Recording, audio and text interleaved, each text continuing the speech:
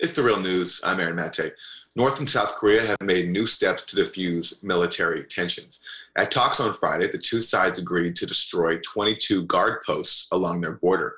It's a part of a deal reached last month that called for an end to all hostile acts. But there is one party that may stand in the way. The Trump administration has reportedly expressed its discontent to South Korea about the military de-escalation and is said to oppose its call for a no-fly zone over the border.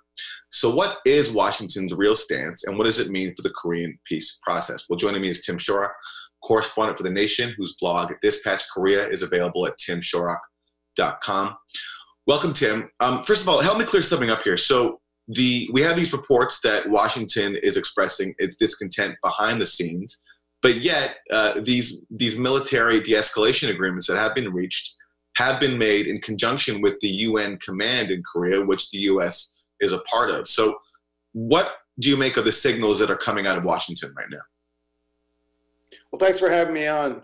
The UN command is not only, the U.S. is not only a part of the UN command, the U.S. runs the UN command. It's controlled completely by the U.S.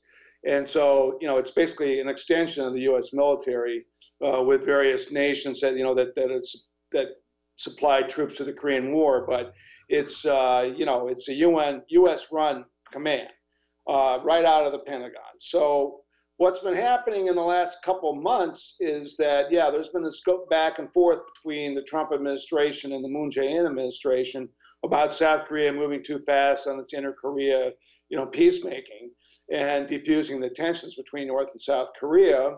And, as recently as, about a month and a half ago, the UN command actually, blocked a plan by South Korea to move a train through the border area into the north to help work with North Korea to inspect an important rail line that they hope to connect, as part of their peace process. And after that, there was a lot of discussion between South Korea and the U.S., and then the U.S. Backed down on that, and the train actually has made its way to the north, and that project has continued.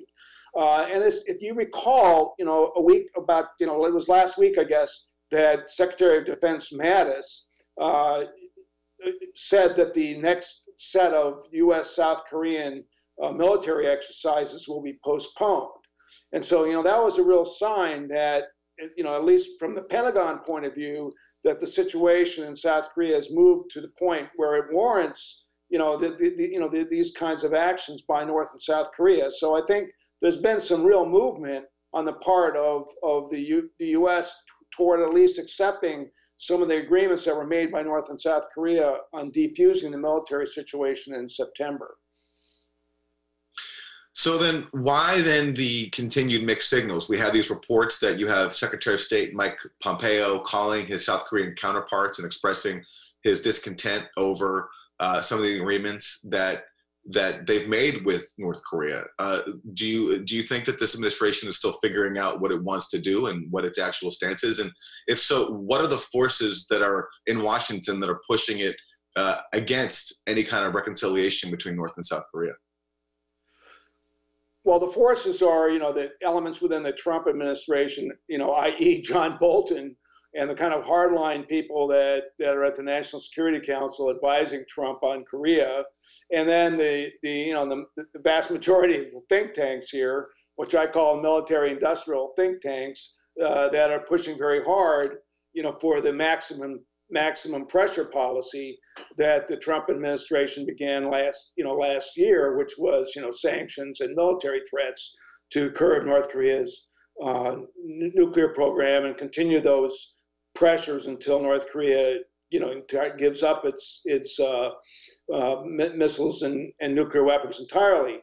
South Korea's approach has been, let's work on the peace. Let's defuse the situation and do some peacemaking measures, trust-building measures, and then move forward from that. And so that's shown that they've made some great progress on that. So this agreement this week, to demolish the guard posts was part of an agreement that was made in September, as I mentioned, this military military agreement between North and South to kind of remove the possibility of hostilities, accidental clash, at the border. And so, last week they also removed a set of mines that were in one part of the demilitarized zone. And then on Monday, the UN command, which again is controlled by the US, met with North and South Korea and worked out the agreements to, set up the logistics for what happened this week. And the role of the UN command here is very, very important because, in the past, of course, the UN command's job is to enforce the armistice and to enforce, the safety and security at the border between North and South. And so, monitoring the border, monitoring the northern limit line that extends out into the sea on the country's west coast.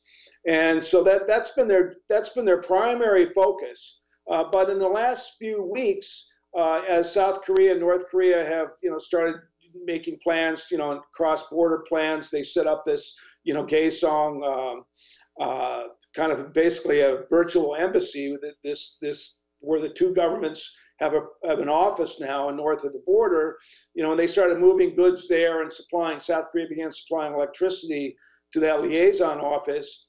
The UN command has allowed those movements to take place, and that the fact that they were participating in this meeting on Monday shows that their role is starting to change, and I think that's a very, very positive sign. Because after all, the UN command was created, by the UN. They gave the U.S. complete control to create this command to stop the North Korean invasion and push North Korea, north of the border. And then they continued on and invaded North Korea and brought China into the war. So there's a whole history of the UN command here. So this change where they're actually participating in peace building is quite significant, and I think that it shows that people in the U.S. military, the U.S. Forces Korea, and the Secretary of Defense are seeing signs of hope in terms of the peace process between the two Koreas. So as this process is ongoing with the ultimate aim of denuclearization of the peninsula, you have the U.S. This week, Trump announcing the U.S. will withdraw from the INF, this bedrock of global arms control. Now, a lot of attention there on what that means for U.S. and Russia relations and whether this sparks a new nuclear arms race, but also the move is widely seen as a move against China. And of course, it's widely credited to John Bolton, who you mentioned before, and his hawkish agenda to dismantle global arms control. So I'm wondering here, Tim, if you see implications in this decision on the North Korea, South Korea peace process.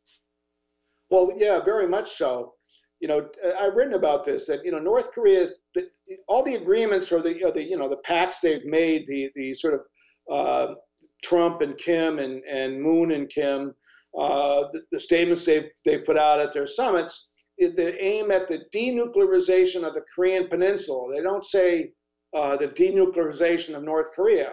And that's because North Korea sees denuclearization as a broader process that also includes the South and the U.S. forces arrayed against them in South Korea as well as in Japan and in the Asia Pacific region.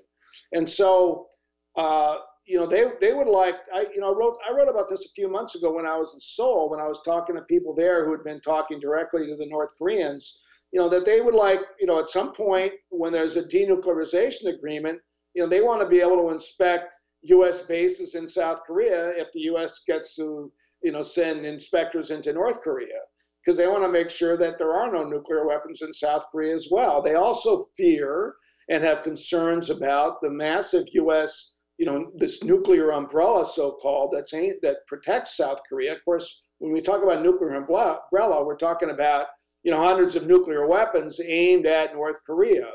And so if Trump is going to give up this treaty and start building these kind of intermediate kind of nuclear weapons again, medium range nuclear weapons again, then this has serious implications for North Korea, because they will see that as actually a buildup of nuclear weapons, where this agreement is supposed to be going the other way.